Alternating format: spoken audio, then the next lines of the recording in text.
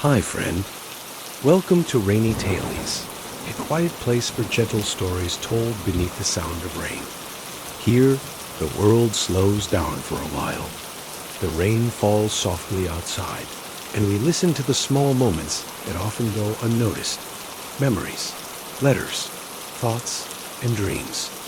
Each story you'll hear tonight is meant to bring calm to your mind and warmth to your heart. So find a cozy spot, let the rain keep you company, and allow your thoughts to drift with the sound. Now, let's begin tonight's story. The rain had been falling since dusk soft, persistent, like a hand that didn't want to let go. Outside my window, the city blurred into shades of gray and gold, the streetlights trembling in the puddles. Inside, the room was dim but warm. The small lamp on my desk glowed amber against the wooden floor, and steam rose lazily from a cup of jasmine tea, curling into the air like the thought I hadn't finished thinking. I lived alone on the third floor of an old building where every wall remembered something. The faint scent of old paper and candle wax lingered in the corners. On nights like this, when the rain seemed endless, I often found myself sitting by the window, watching drops trace invisible paths down the glass. They fell together, separated, then found each other again like people, I thought. Always meeting, always parting dot. It had been months since I had spoken much to anyone. I worked from home, rarely left except for groceries, and the silence of the room had become both comfort and companion. The kettle was my clock. The rain was my background music. The sound of my own breath reminded me I was still here. Outside, the alley between buildings was narrow, the ground slick with water and fallen leaves. I had grown used to seeing nothing there, except the occasional glimmer of headlights. But tonight, as I leaned closer to the window, I thought I saw movement, a small shape shifting in the shadows. I wiped the fogged glass with my sleeve. There it was again. A cat, its fur damp and matted, sitting beneath the old drainpipe that dripped steadily from the roof. The creature was motionless except for its tail, twitching slightly each time thunder rolled. For reasons I couldn't explain, something in that sight stirred me. Perhaps it was the way the cat held itself, not cowering, not running, just quietly enduring the downpour. There was a calmness in its small, soaked body that I hadn't felt in my own for a long time. I sat back, hands around my tea, and watched. The rain softened, tapping like fingertips on the sill. The cat didn't move. I wondered if it belonged to anyone or if it had been abandoned, left to find warmth wherever it could. A memory flickered of another rainy night years ago, when someone once waited for me with an umbrella, smiling even though their coat was soaked. I could almost hear her laugh again, right against the dark. But that was another life, one that ended quietly, like a candle burning itself out. The kettle clicked again, snapping me back. I poured a second cup of tea out of habit and then laughed softly at myself. Old routines die hard. Maybe I just wanted something or someone to share the sound of rain with. The cat was still there when I looked again. The water ran off its whiskers, its eyes catching the dim light like tiny lanterns. I raised my hand. Slightly, an unconscious wave, though I knew it couldn't see me from this high up. For a long time, neither of us moved the cat beneath the rain, me behind the glass. The night stretched slow and wide, filled with the hush of drizzle and the low hum of distant traffic. And in that silence, something shifted.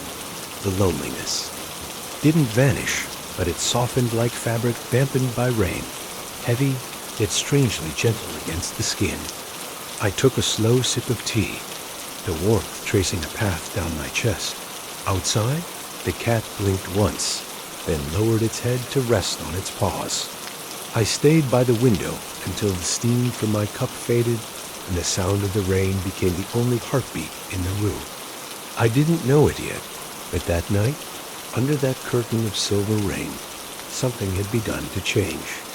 Not suddenly, not dramatically, but in the quiet way that rain teaches you patience. And small eyes in the dark remind you that even loneliness can be shared. When I finally turned off the lamp, the window still glowed faintly from the streetlight below. I thought about leaving food out, just in case, but I didn't move. Some beginnings are better left to find their own time. Outside, the cat stayed through the night. Inside, for the first time in months, I didn't feel entirely alone. The next morning, the rain hadn't stopped. It had simply changed its rhythm from the steady hum of night to the lighter, playful tapping of dawn. The city woke up beneath a soft gray sky. Water gathered in the cracks of the pavement, reflecting the muted glow of early light. I moved slowly through my morning boiling water, rinsing the cup, watching steam rise once again. My small kitchen felt like an island surrounded by the endless whisper of rain. I glanced toward the window, half expecting the alley to be empty. But she was still there, Dot the cat. Curled up now beside the old drain pipe, her fur darker from the wet, tail wrapped tightly around her small frame. Her ears flicked each time a drop hit the ground near her, but she didn't move away. She just stayed. Something about her stillness drew me in. Maybe it was because I had forgotten what it meant to stay for something or someone. Without thinking, I searched through my cupboards.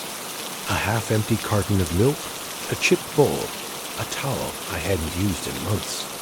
I poured the milk carefully, warmed it a little in the pot, and stood by the door. My fingers hovered over the handle, hesitant. I hadn't opened that door for anyone in a long time.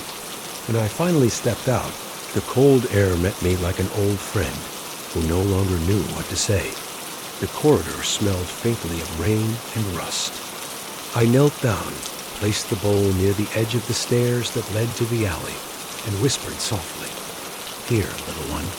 My voice cracked slightly from disuse. The sound startled even me. The cat looked up, eyes like wet marbles catching the light.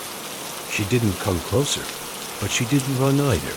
I stayed there, crouched on the damp steps, feeling the drizzle soak through my sweater. The city noise was distant cars, moving through puddles, a vendor shouting faintly somewhere. But in that small corner of the world, it was just the two of us, the stray and the stranger. Minutes passed.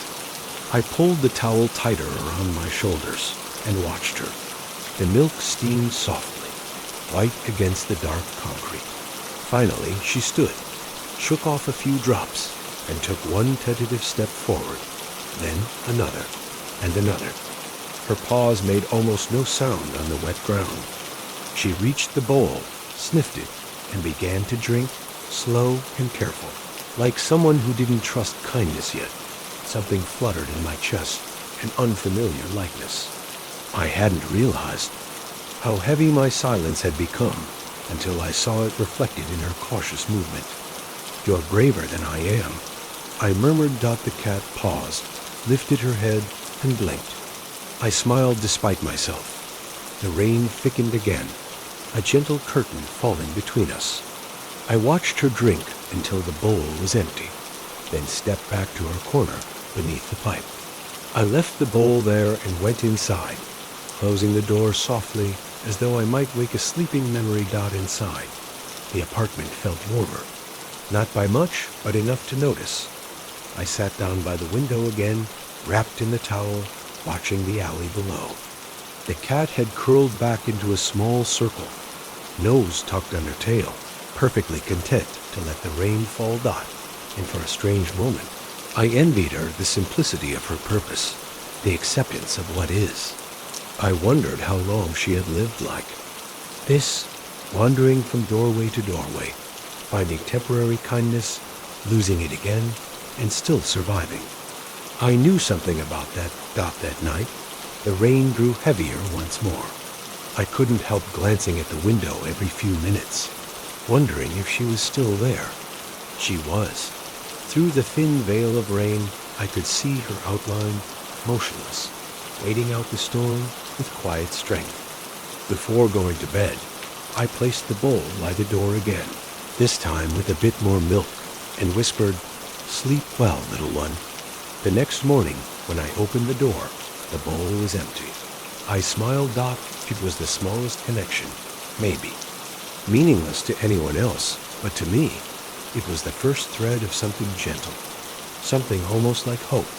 That night, the cat returned, and for the first time since I could remember, I found myself waiting for someone. By the third night, the rain had grown quieter, no longer the wild kind that flooded the gutters, but a tired, steady drizzle that sounded like the earth breathing. I sat by the window again, a candle flickering beside my cup, waiting for her without admitting that I was. She came later than usual. I saw her only when the streetlight caught her shape, a small shadow slipping through the mist.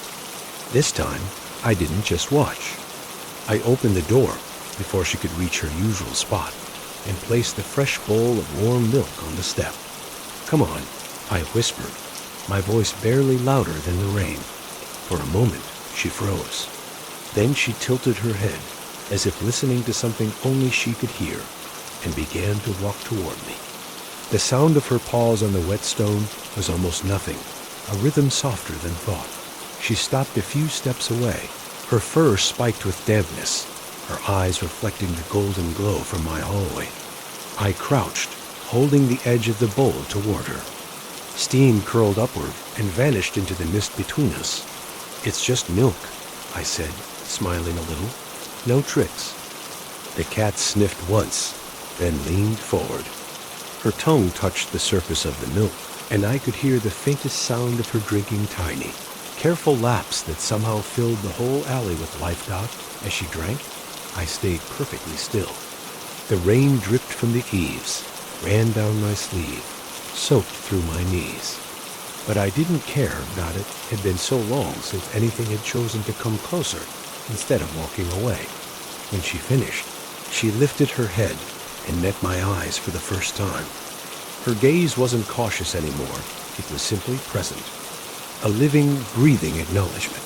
"Thank you," I murmured. "Or maybe you're the one helping me." A quiet purr rumbled from her chest, soft and uncertain, like a tune she had forgotten how to hum. She rubbed once against the doorframe before stepping back, shaking off the rain from her tail. I left the door ajar as I went inside, not closing it fully this time. Some part of me wanted her to know she was welcome. I sat by the table, lit another candle, and waited.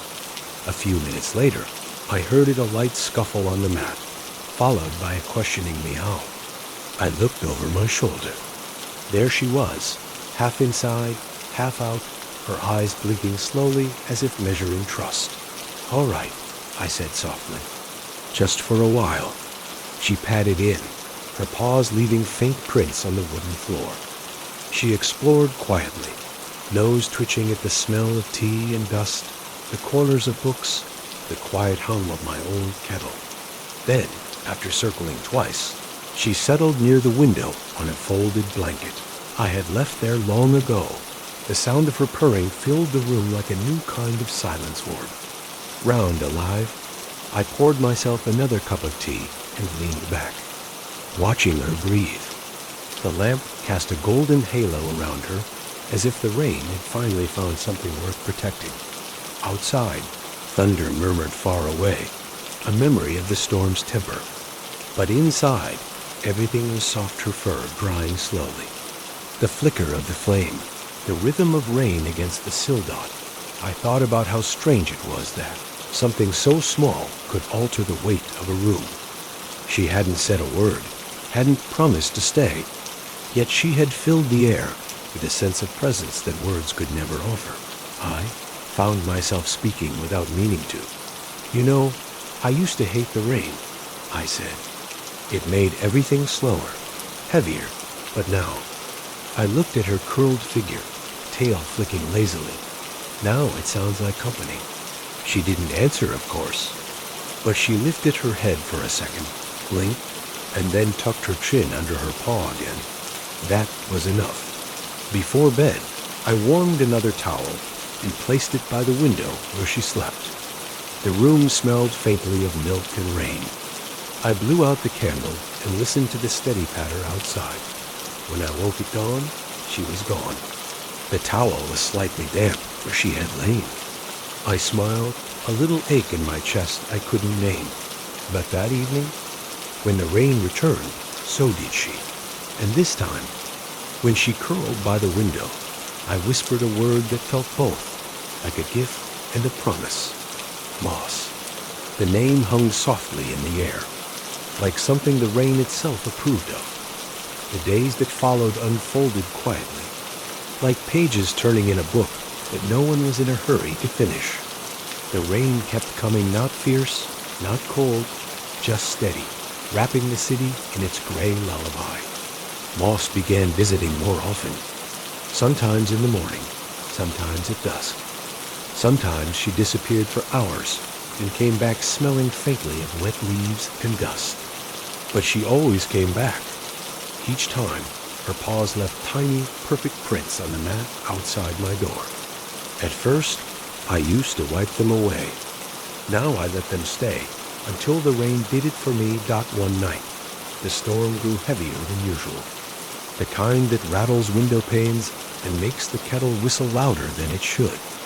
I sat by the window, watching the rain bounce off the sill like tiny silver needles. Moss hadn't appeared yet, and I found myself glancing out more often than I cared to admit. When the lightning flashed, I saw her drenched, shivering under the same drainpipe she had known too well. Something twisted inside me. I grabbed a towel, a small blanket, and went downstairs before I could talk myself out of it. The rain slapped my face the moment I opened the door. The cold bit through my sleeves, but I didn't stop. She didn't move either, even as I crouched in front of her. Her eyes looked duller now, her body trembling under the weight of water-double quotes. "Hey," I whispered, my voice nearly lost to the wind. "It's okay. Come inside." She blinked slowly, like she had heard me, but didn't quite believe it. I held out the towel, shielding her from the rain as best as I could. For a moment, neither of us moved. Then she stepped forward, just one small step, and then another dot by the time we reached the stairs. She was in my arms light, trembling, the way fragile things are before they decide to trust. I closed the door behind us, the storm muffling into a distant hum. I dried her carefully by the window, wrapping her in the soft towel until only her tiny face peeked out. Her fur was tangled, her heartbeat quick and uncertain beneath my palms. I whispered nonsense words, soft sounds meant more to soothe me than her. "It's all right, Moss. You're safe now." She looked up at me then, eyes wide, glistening like rain caught in candlelight. And for the first time, she purred not the hesitant rumble she'd made before, but a steady, vibrating sound that filled the small room with warmth. I sat there for a long while, holding her as she dried. The rain tapped the glass gently, slower now, almost approving. Outside, the world blurred into silver and smoke. Inside, the air smelled of wool, candle wax, and something new trust. When I finally placed her down, she padded straight to the rug by the heater and curled up without hesitation. The small rise and fall of her breathing was the softest rhythm I'd ever seen. I brewed tea for myself, the familiar ritual feeling less lonely tonight. The window fogged, blurring the city into soft shapes, and I realized the sound of the rain had changed. It no longer sounded like emptiness, it sounded like home. Later, as I wrote in my journal a habit I'd almost abandoned, Moss stirred and climbed into my lap. Her fur was warm now, dry and faintly sweet. I froze at first, unsure what to do with this small weight of trust pressing against my heart. Then, without thinking, I rested my hand gently on her back. Her purr deepened, vibrating softly through the fabric of my sweater. Something in me loosened, and something old, tired, and clenched. I thought of all the times I had waited for messages that never came. people who never stayed, words that got lost between one storm and the next. And yet, here was this small creature, asking for nothing, giving what she could. I leaned back, eyes half closed, letting the sound of rain and purring blend into one. The clock ticked somewhere behind me. The candle burned low. Outside, thunder rolled one last time far away, like the sky sighing in relief. When I finally carried her to the blanket near the window, she didn't protest. She kneaded the fabric a few times, then looked up at me with half-lidded eyes before curling into a tiny ball. "Good night, Moss," I whispered. Her tail flicked once, lazily. The rain softened to a whisper, and just before I turned off the lamp, I noticed something small, a single pawprint left on my notebook. Smudged faintly with milk in rainwater. It made me smile. Some silences, I realized, aren't empty at all. They're just waiting to be shared. Morning came quietly, carrying with it the thin silver light of an overcast sky. The rain had gentled into a faint mist that hung between rooftops, softening every edge of the city. The air smelled of wet stone and tea leaves. When I woke, Moss was still curled on the blanket near the window, her paws tucked under her chest, the faintest trace of breath fogging the glass beside her. I watched her for a while without moving. There was something peaceful in the way she slept, utterly unguarded, as if she trusted the world for the first time in a long while. I couldn't remember the last time I'd felt that kind of peace myself. When she finally stirred, she stretched slowly, tail arching, back curving like a drawn bow. She blinked at me once, her eyes still heavy with sleep, and then meowed, soft, brief, but clear, as if to say, "You're still here." "Good morning," I said, smiling. My voice was hoarse from a night without speaking. "Hungry?" She padded over to her bowl, and I filled it with a mix of milk and the few pieces of chicken I had saved from dinner. As she ate, I brewed my tea and opened the window just a little. Cool, misted air slipped into the room, brushing against the warmth of the kettle. The rain outside had become almost invisible, just a hush in the background like breathing. We spent that morning together in silence. I wrote at my desk while Moss explored the apartment as though she was mapping it in her own quiet way. She sniffed the books, batted at a pencil that rolled across the floor, then leapt gracefully onto the chair beside me and settled there. Her tail flicked lazily each time I turned a page. I hadn't realized how much space there was in my life until she began filling it, not with noise or demands, but with a kind of presence that asked for nothing and gave everything simply by being near. When afternoon came, the rain thickened again. The alley below shimmered with reflections of passing umbrellas. Somewhere, a neighbor's radio hummed softly, a melody drifting through the thin walls. I closed my notebook and leaned back, feeling something I hadn't felt in years, a kind of quiet contentment that asked for no explanation. That evening, while I was washing the dishes, Moss jumped onto the counter, balancing perfectly between the sink and the window. I was about to scold her, but then I saw what she was looking at. The world beyond the glass was drenched in gold. The storm had finally broken, and sunlight slipped through the clouds like honey spilling into water. Every puddle shimmered. Every leaf sparkled. Moss's reflection merged with mine in the window pane, and for a moment it looked as though we were both staring out from the same heart. "You like it?" I asked. She blinked slowly, tail curling around her paws. That night, I sat down by the window again, as I always did, and Moss climbed into my lap as if she'd been doing it forever. Her fur was warm against my hands, her heartbeat steady. I could feel the weight of her trust settling into me, soft but unshakable. It made me think of something I once read, that love isn't always fireworks or grand gestures. Sometimes it's just showing up, again and again, through the rain. I hadn't planned to keep her. In my mind, she was still a visitor, a temporary companion waiting out the storms. But that night, as she purred against my chest, and the room filled with the scent of rain and candlelight, I realized the idea of letting her go felt impossible now. "Moss," I whispered, "you can stay if you want." Her ear twitched as though she had heard every word. Later, when I turned off the lamp, I left the window cracked open just enough to let the sound of the rain drift in. Moss shifted closer, pressing against me until her purring faded into sleep. Outside, the city sighed under the last threads of drizzle. Inside, the warmth of her small body lingered against my chest long after I closed my eyes. And in that soft, endless gray between dreaming and waking, I realized something simple but true. Sometimes, the ones we rescue end up rescuing us instead. In the days that followed, life found a rhythm that felt almost musical. Morning light through the curtains, the whistle of the kettle, the soft thud of paws crossing the floor. Moss had begun to weave herself into the small rituals that once belonged only to me.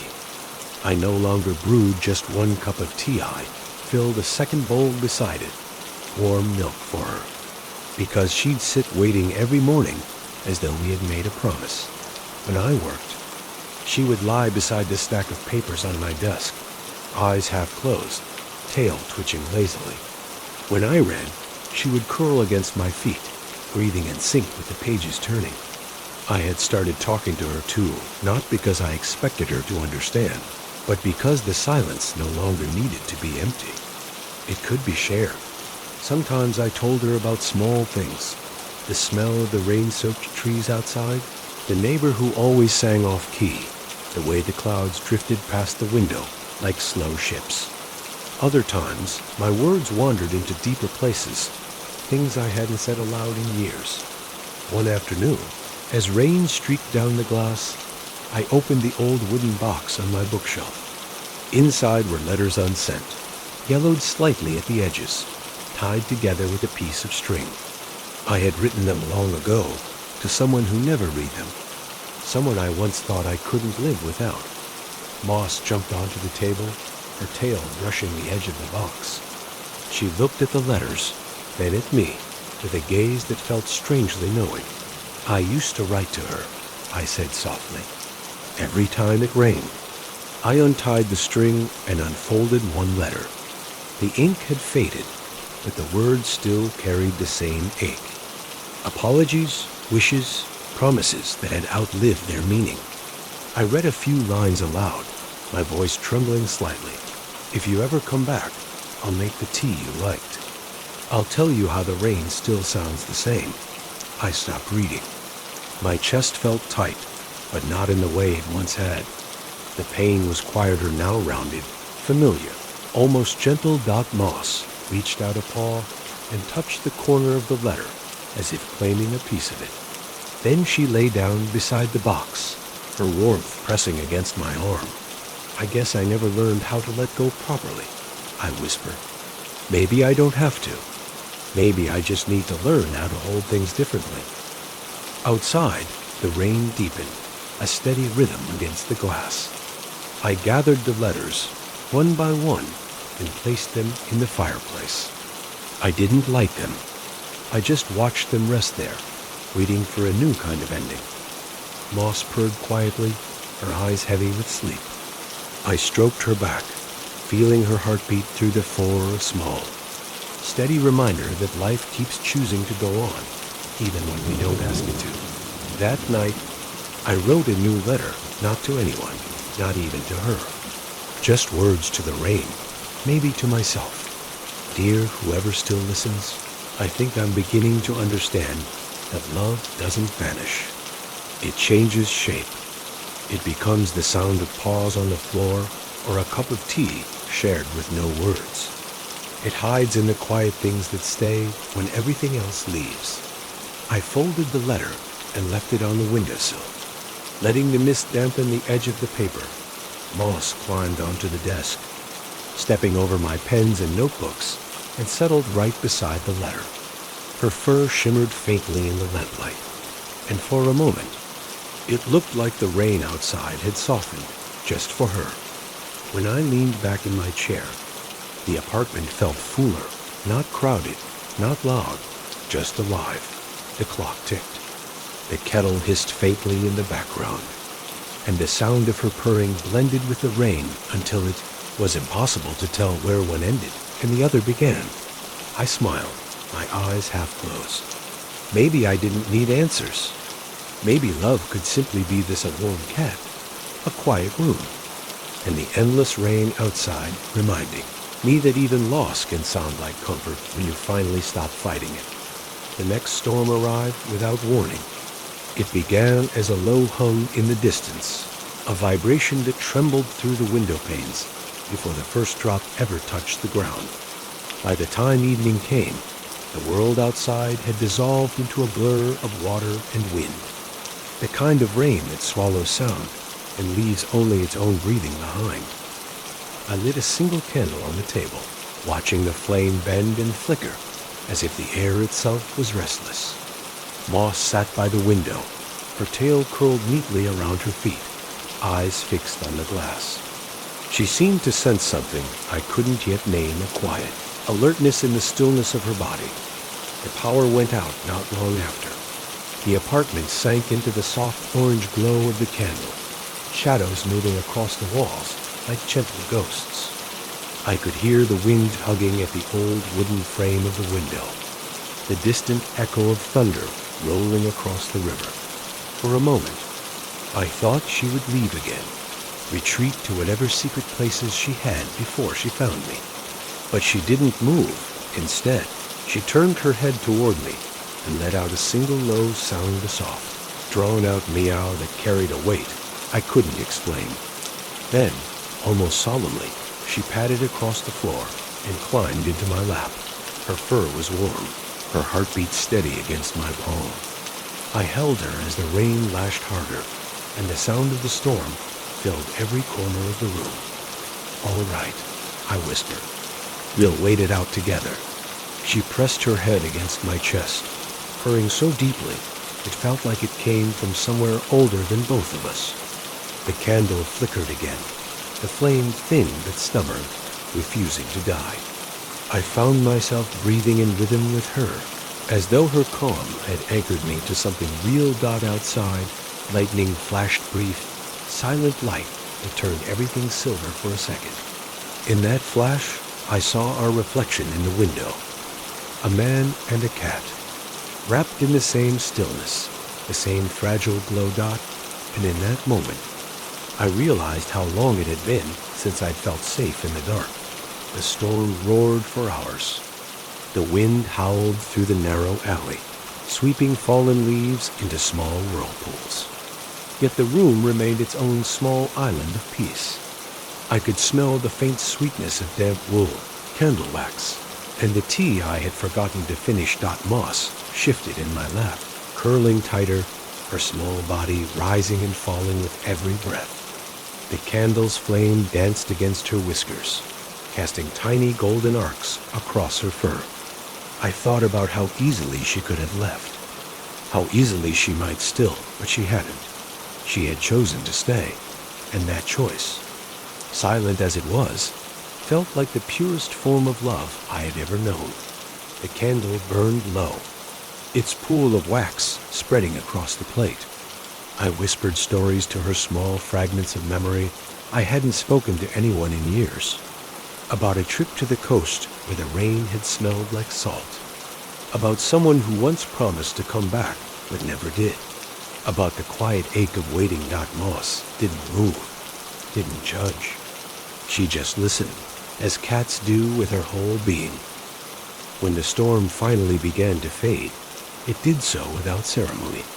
The thunder grew distant, the wind softened into sighs, and the rain turned from chaos into calm. The city outside exhaled slowly, like something had finally been forgiven. I stood, stretching my stiff legs, and carried Moss to the blanket near the window. She stirred only slightly, letting out a soft sound of protest before settling again. I watched her for a while, tracing the rise and fall of her small chest. "Thank you," I murmured. "For staying." Her tail flicked once, almost as if she understood. I blew out the candle.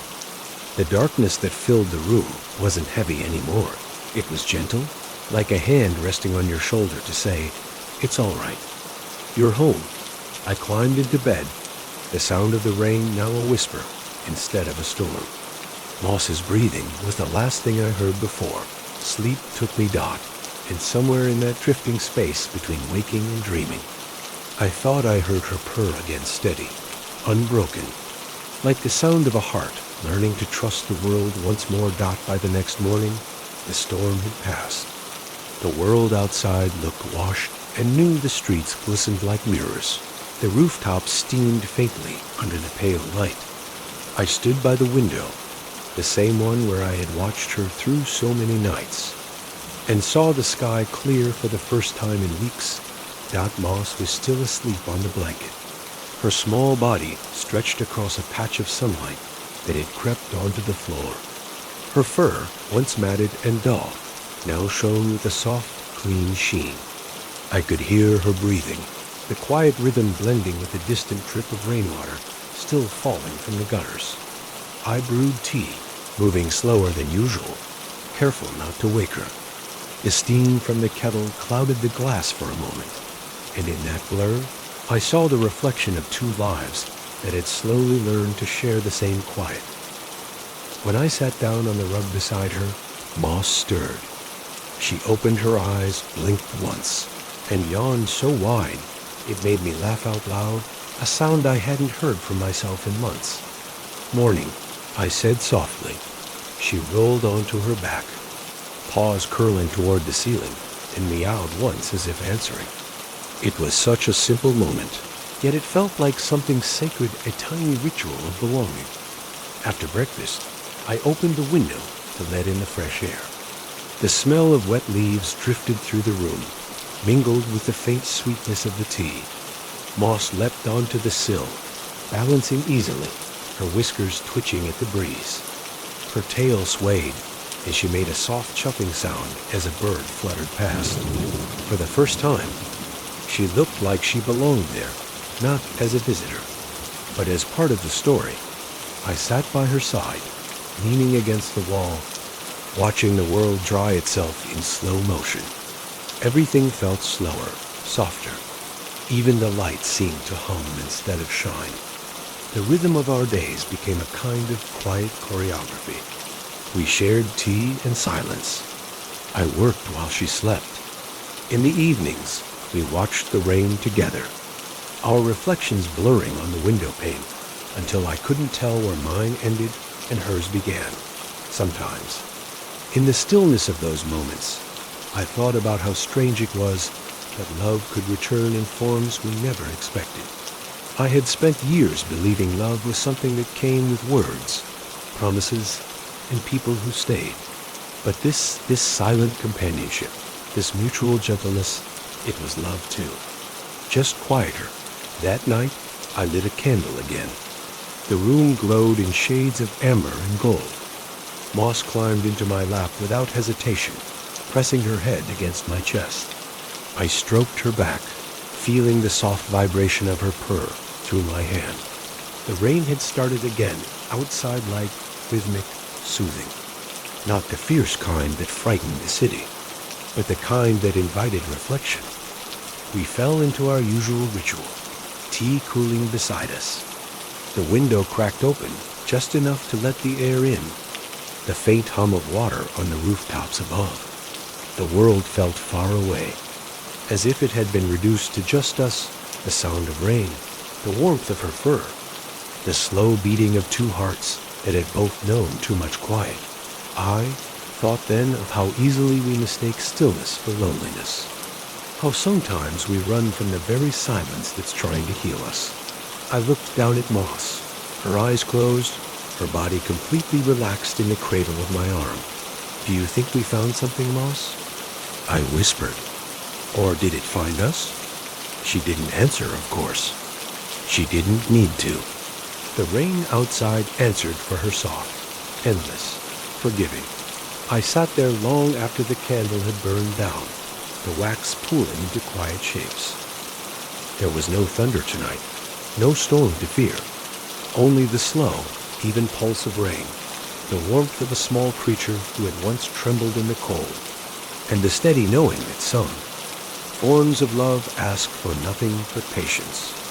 Closed my eyes and breathed with her dark tea.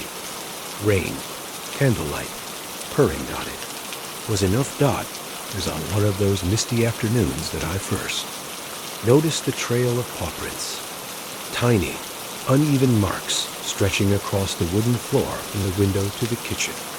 The prints were faint, soft gray smudges left by damp paws after Moss had come in from her little wander through the alley.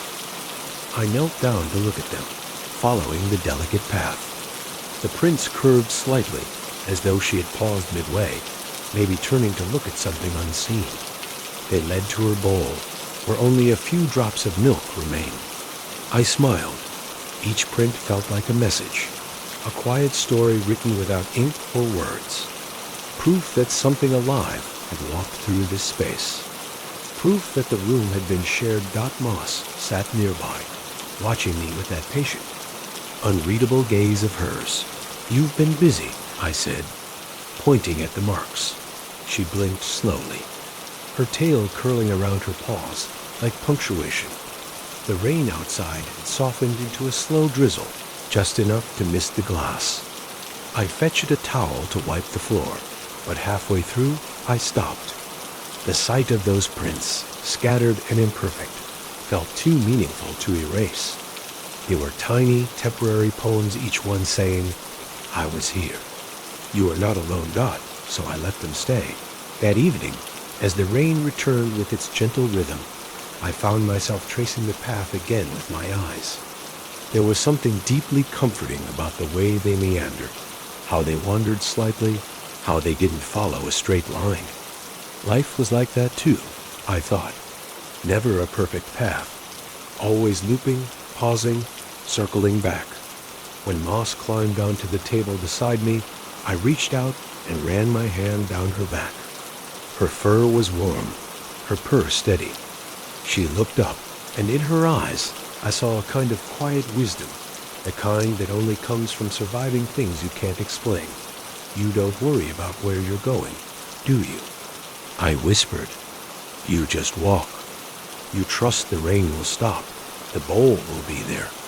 The light will come back." She blinked, slow and deliberate, as though to say that was the only way she knew how to live. That night, the wind picked up again, and the old windows rattled softly. I was writing at the desk when I heard the faint sound of scratching, the soft scrape of claws on wood. Moss was at the door, pawing gently at the crack. "All right," I said, setting my pen down. "Just for a little while." I opened the door, and the smell of rain filled the hallway again, fresh, cool, carrying the faint scent of earth and rust. Moss stepped out, tail high, her small form dissolving into the gray. I waited by the door for a while, listening to the rain. It was strange how familiar it had become. The sound that once kept me awake now felt like a lullaby. Eventually, I went back inside and sat by the window, leaving the door slightly ajar. The bowl was still there, half full, waiting. When she returned later, she was soaked through, a small bundle of movement and sound. She shook herself dry, sending droplets across the floor, and then began grooming her paws carefully. I noticed, once again, the faint pattern she left behind, tiny prints circling the room, like a map of all the places she had claimed as hers. Thought about the people who had once passed through my life. Their laughter, their absence, their traces that had faded over time. How easily we clean away what reminds us of love, as if forgetting were the only way to survive. But Moss's prints reminded me of something truer. Not all traces are meant to be erased. Some are meant to be kept, however faint, because they prove that at some point, someone or something walked beside us. When I finally went to bed, Moss followed, curling up at my feet. Her breathing was steady, her warmth grounding. I drifted towards sleep to the sound of rain brushing softly against the glass. Before closing my eyes, I whispered, "Leave your footprints wherever you want. Moss, I'll keep them this time." In the quiet that followed, I thought I could almost hear the rain agreeing steady. Patient, eternal dot, and in that moment, it didn't feel like the storm was outside at all. It felt like it had finally moved through me and gone, leaving only tenderness behind. By the time the next week came, the rhythm between us had deepened into something almost wordless. Moss no longer waited in the alley. She slept through mornings on the windowsill, wandered the narrow hallways like she owned them, and greeted the rain with the calm of someone who had stopped running from it long ago. On most days, the drizzle never really stopped, just changed its voice.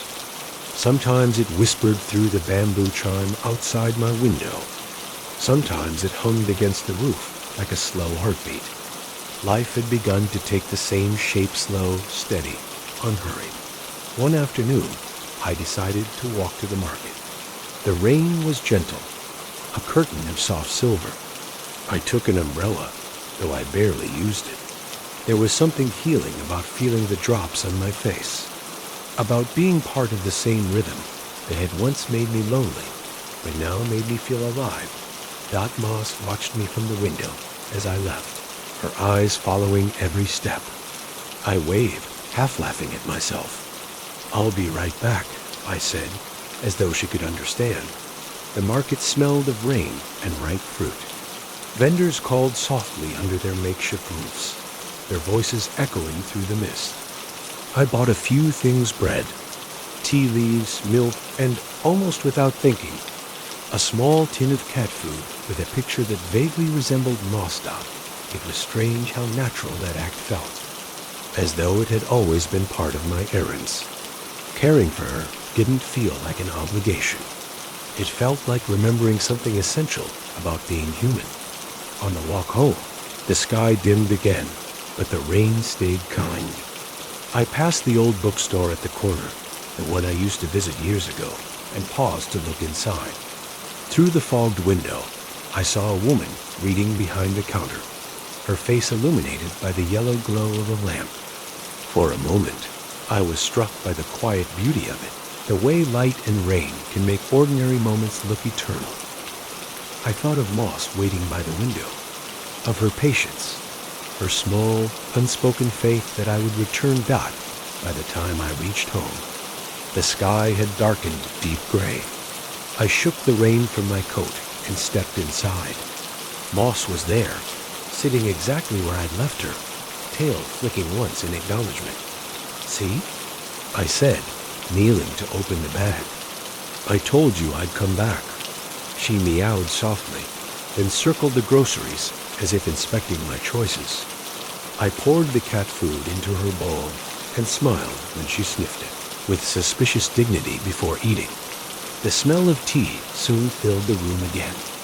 I sat down with my cup, watching her eat, and felt a small flicker of something warm in my chest, something I hadn't felt in years. Later, after the dishes were done and the lamps were dim, we sat by the window together, our reflections faint in the glass. The rain had returned, gentle and even. I could see the faint halo of the streetlight glowing through the mist. Moss jumped into my lap and began to knead the fabric of my sweater, her paws pressing in slow, rhythmic motions. I winced at the tiny claws, but didn't stop her. It felt like being stitched back together, one soft press at a time. "Easy," I murmured, smiling. "You're going to fix me if you keep that up." She purred louder, the sound filling the space between thunder and tea steam. I leaned my head against the wall and closed my eyes. I realized then how small acts feeding, walking, waiting had become their own form of prayer. How living with another being, no matter how silent, could teach you things that years of solitude never could. I thought about the way Moss had entered my life through rain, through patience, through the kind of quiet that no one else would have noticed. Maybe that's how love always begins, not with fireworks, but with a quiet knock you almost miss. When the rain finally slowed to a drizzle, I whispered, "You found me when I stopped looking." Moss blinked up at me, her eyes reflecting the glow of the lamp. She pressed her head against my chest once more before curling into a small, perfect circle. Outside, puddles mirrored the faint lights of passing cars. The air smelled of wet earth and quiet renewal. I took a slow breath, feeling the warmth of her against me. The rain's last drops tapping softly against the sill dock in that stillness. I realized something simple, but true peace isn't the absence of rain. It's learning to sit by the window with it and know you're no longer waiting for the sun to come back.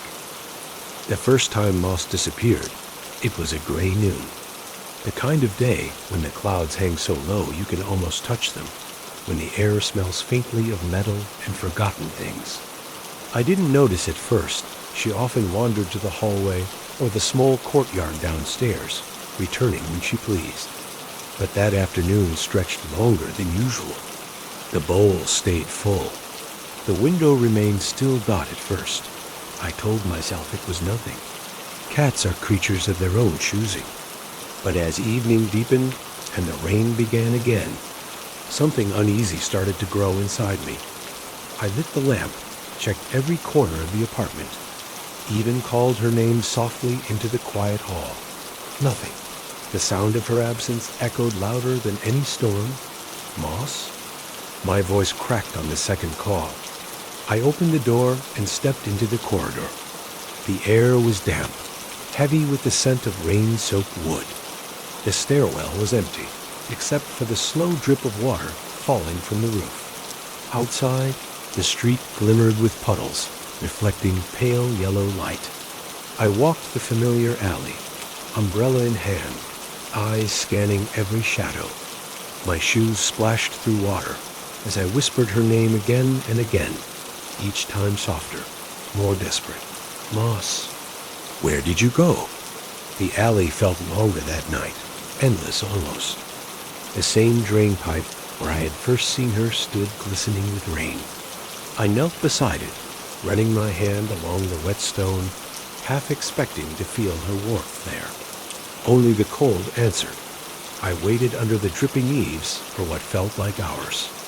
The city sounds faded, the rumble of traffic, the chatter of passers-by until all that remained was the rain and the faint hum of a lonely refrigerator light from the small shop across the street. I realized then how much space she had taken up in my days, how her quiet had become part of my own rhythm, how even silence had been reshaped by her breathing, her small movements, her gaze that always seemed to see through me.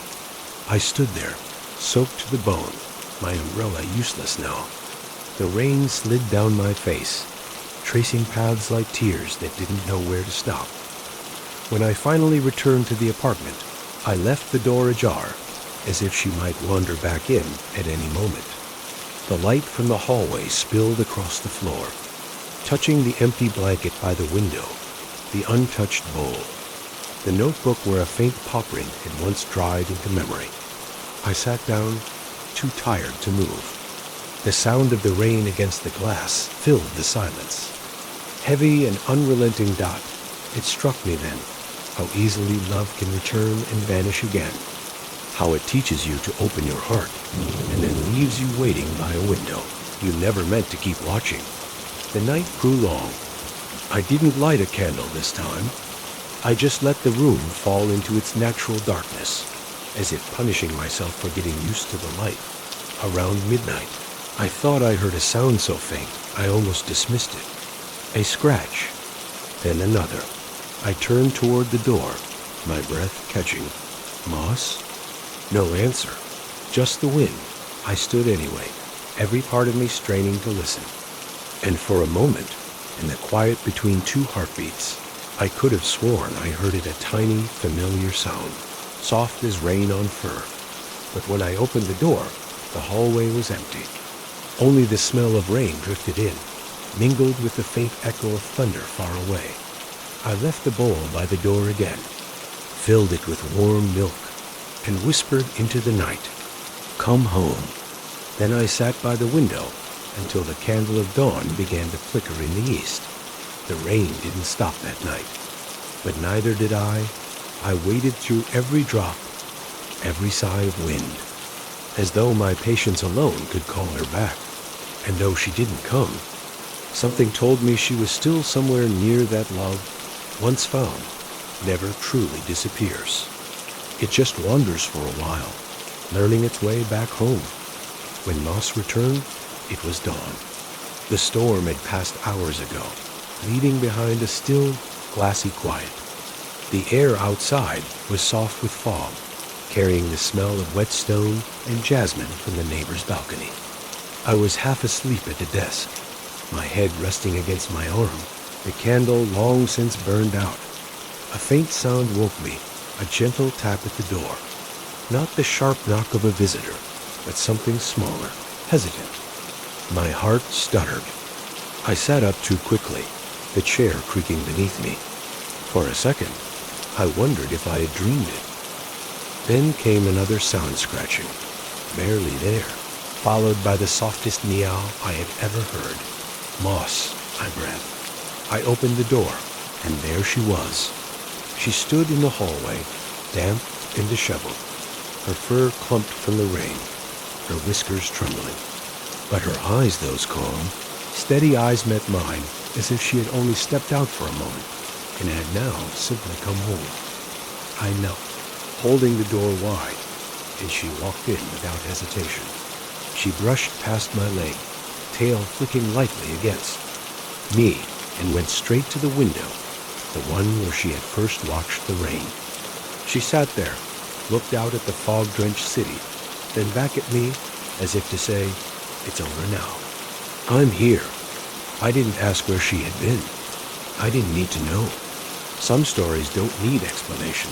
They just need to end with return. I warmed milk in the kettle, and as it began to steam, the room filled again with that familiar comfort, the low hum of the stove, the faint patter of water still dripping outside, the soft rhythm of her tail brushing the floor. She lapped at the bowl quietly, the small, deliberate sounds echoing like reassurance. When she was done, she came to me, climbed onto my lap, turned once in a slow circle, then settled down. Her fur was still damp, cool against my hands. I wrapped her in a towel and felt her relax, her body melting into mine as though she'd been holding her breath all night. "You're back," I whispered. "You really came back." She purred, long and deep, a sound like forgiveness. The window fogged again as the sun began to climb through the mist. Outside, the puddles caught the first streaks of gold light, turning the alley into a mosaic of reflections. I thought of that first night, the stray cat shivering beneath the drainpipe, the loneliness that had filled this room like heavy air, and how quietly it had all begun to change. Sometimes, I think healing doesn't come in grand gestures. It comes in small returns, the moment someone, or something, chooses to stay after being gone. The moment a door opens and the silence breathes differently dot as the morning grew brighter. Moss curled deeper into the folds of the towel, her head pressed against my arm. I could feel her heartbeat steady now, sure. It matched my own, two rhythms finding each other again. The fog outside began to thin. The city woke up slowly, the sound of distant footsteps and bicycle bells seeping into the quiet. I didn't move. I didn't want to break the spell. When she finally stirred, she looked up at me with that soft, knowing gaze, and I understood something without words. Love doesn't have to be constant to be true. It can vanish, wander, and still return, carrying traces of rain on its fur. Later, I opened the window to let in the scent of the new morning. The air felt lighter, washed clean. Moss climbed onto the sill, her tail brushing my wrist as she watched the fog lift. I stood beside her, watching the sunlight pour slowly into the street below. The puddles were drying. The city shimmered as if reborn. And in that quiet, golden hour, everything that had been lost felt somehow accounted for. Moss leaned into my hand, her body warm and alive. "Welcome home," I said softly. She blinked once, then turned her gaze toward the horizon, where the sky still held the faintest echo of rain. And for the first time, I felt what home truly meant. Not a place, not a person, but a presence that returns to you when you least expect it. The days after her return settled into a gentler kind of silence, one that no longer felt like emptiness, but peace. The rain still came and went, but now it sounded different. Softer, almost familiar, like the voice of a friend who no longer needed to explain themselves. Moss had reclaimed every corner of the apartment as though she had never left. Her bowl, her blanket, her favorite spot by the window, all waiting for her, unchanged. But something had changed. Maybe it was me. Maybe it was the way I looked at the light now, or how the sound of dripping water no longer stirred restlessness, but calmed out. I began tending to the space as though it deserved care again. The plants I'd once let wilt found new life. I trimmed their stems, gave them sunlight, whispered small apologies for neglect. I cleaned the dusty shelf where forgotten books leaned tiredly against each other, and set a small vase of dried lavender there. The air smelled different, warm, earthy, touched with something like gratitude. Moss followed me through it all, watching every small act of restoration, as if supervising. When I hammered a nail to hang a painting, she flinched at the sound but stayed. When I moved the table closer to the window, she leapt onto it, settling herself on the folded cloth like a stamp of quiet approval. It's strange how rebuilding your space can feel like rebuilding your heart. Every object seemed to ask the same question. Are you ready to live here again? By the time evening came, the apartment had become something new, a place that looked like it had always been waiting to be lived in. The light from the small lamp washed over the room in honey tones. The walls no longer echoed. They listened. I made tea and poured milk into Moss's bowl. She patted over, tail high, and began to drink in slow, delicate laps. The sound was small, but grounding, the kind of sound you start to depend on without realizing it. When she finished, she jumped onto my lap, curling into her usual place. I stroked her fur absently, staring out the window.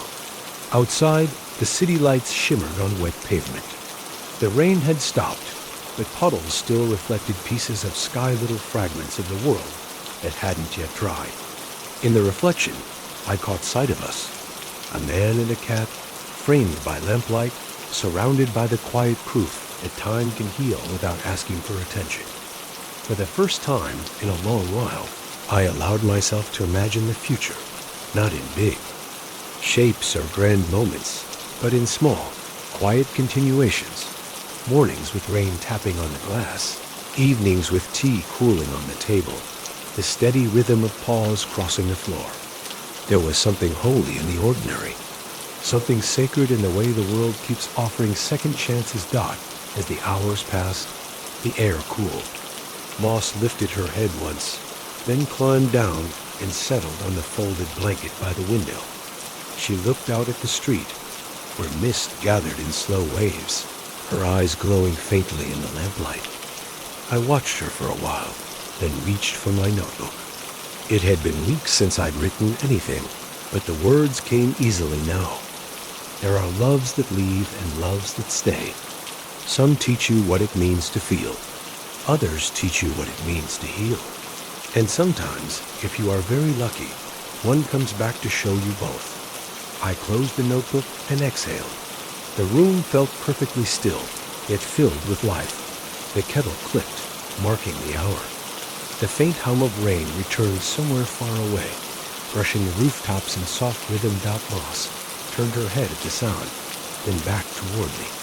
For a brief second, I felt it again, that quiet exchange, wordless and complete, the kind that tells you that you've arrived, not somewhere new, but somewhere finally true. I leaned back in my chair, feeling the warmth of the tea seep through my hands, and let the moment linger. home wasn't four walls. It was this light on rainwater, breath shared with another heartbeat, and the understanding that peace doesn't demand an audience. It just needs to be noticed. Moss yawned, curled tighter, and the night closed gently around us. That night, the rain returned, not loud or wild, but slow and rhythmic, the kind of rain that makes you breathe deeper without noticing. Moss slept. Near the window, her fur rising and falling in time with the drops outside. The city was quiet, wrapped in a kind of blue stillness that only happens between midnight and dawn. I sat at my desk, a blank sheet of paper before me. The old letters were gone now, tucked away in the drawer, their ache softened by time. But there was one letter I hadn't yet written, the one I had been avoiding for years, the one not meant for anyone else. I looked at the empty page and thought of everything that had brought me here. The nights spent waiting for something that never came, the loneliness that had become a second skin, the soft miracle of a stray cat choosing to stay through the storm. The lamp hummed faintly. The rain whispered against the sill. Moss stirred but didn't wake. I picked up the pen and began to write. Dear younger me, you waited for love as if it were a train you could hear but never see. You mistook silence for punishment and solitude for proof that something was wrong with you. But maybe love was never meant to arrive with thunder. Maybe it was meant to slip quietly through a rainy night on four paws and teach you how to listen again. You thought healing would look like sunlight. It doesn't. It looks like rain on glass, slow mornings, the sound of purring beside a cooling cup of tea. It looks like forgiving yourself for staying too long in the wrong places and learning that leaving isn't always the same as losing. You will lose things, people, dreams, entire versions of yourself. But not all endings are cruel. Some simply make space. Some clear the fog so that gentler things can find their way in. You will learn that love can return, though not always in the shape you expect. Sometimes it comes as a friend, a stranger, a quiet moment, or a creature who trusts you enough to fall asleep on your lap. And when it does, don't question it. Don't try to deserve it. Just stay long enough to feel it. I paused, the words trembling faintly on the page. Moss shifted closer to the window, her reflection merging with mine in the glass. She opened one eye, blinked slowly, and then drifted back into sleep. Her calm was contagious. I smiled and kept writing. Dear me, you will forget this truth many times, and that's all right. The rain will remind you. Every drop that falls is proof that the world begins again, endlessly, no matter how many storms came before. All you have to do is stay long enough to hear it. And when love returns in whatever form opened the door, you'll know the sound. I signed it simply. Yours, still learning. When I set down the pen, I felt lighter. Not healed completely, not renewed in some grand way, just lighter, like a knot quietly untying itself. I folded the paper, slid it into an old envelope, and placed it on the windowsill. The rain misted the glass, dampening the corners of the letter. Moss woke then, stretching her front paws toward the glass, her claws clicking softly against it. She looked up at me, then at the letter, and meowed once, a small sound. Yet it carried the weight of understanding. Yeah, I whispered, smiling. It's time. I opened the window slightly, just enough for the cool air to breathe through the room. The letter trembled in the breeze, a whisper of paper and ink, before settling still again. Outside, the rain had thinned to a hush, falling steady and sure. The city lights blurred through the mist, soft gold melting into silver. Everything seemed both real and unreal, like a dream. You know, you'll remember Moss climbed onto the sill and pressed her forehead lightly against my hand. Her fur was warm, her heartbeat slow and even. Together, we watched the rain fade into the quiet gray before dawn. And somewhere between the rhythm of her purr and the patter of the last drops outside, I realized that forgiveness had already arrived. Not like a storm breaking, but like morning light quiet, patient, unstoppable. I whispered, "Thank you," though I wasn't sure to whom. Maybe to the rain, maybe to her, maybe to the part of myself that had finally stayed. Moss blinked once, then turned back to the window, her tail curling neatly around her paws, and the letter I never sent stayed there, sealed by rain, kept by silence, waiting for nothing. The morning after the letter, the rain ended for good. What remained was a silence so tender, it felt like the world was holding its breath. The air carried the faint scent of petrichor and tea leaves, and the light that slipped through the curtains was soft as a sigh. Moss was the first to move. She leapt gracefully from the windowsill, landing soundlessly on the floor, her tail arching like a ribbon through the still air. She stretched, blinked, then looked at me with that half-curious, half-sure gaze that said everything was as it should be. I sat with my tea, watching her weave between the plants, paw at a loose thread on the rug, then settle near the chair where the morning sun cooled in golden light. For once, the sound of rain wasn't there to fill the quiet, yet the silence didn't ache at breath. The kind of silence that comes only after you've made peace with it. I looked around the room, seeing it not as a space to wait in, but as something complete. The books on the shelf, the half-burned candle, the folded blanket on the windowsill, all small testaments to time spent honestly, to stillness that had, somehow, become life. Moss cleaned her paws in the corner, utterly unbothered by the passing of things. Watching her, I understood that she didn't live in the ache of before or the uncertainty of after. She lived entirely here. In this morning, on this floor, beneath this light. It struck me that maybe love isn't something we learn once. Maybe it's something we remember again and again in the smallest gestures, in a shared breath, in an open door, in a cat who decides, for reasons beyond reason, to stay. Outside, the city began to wake.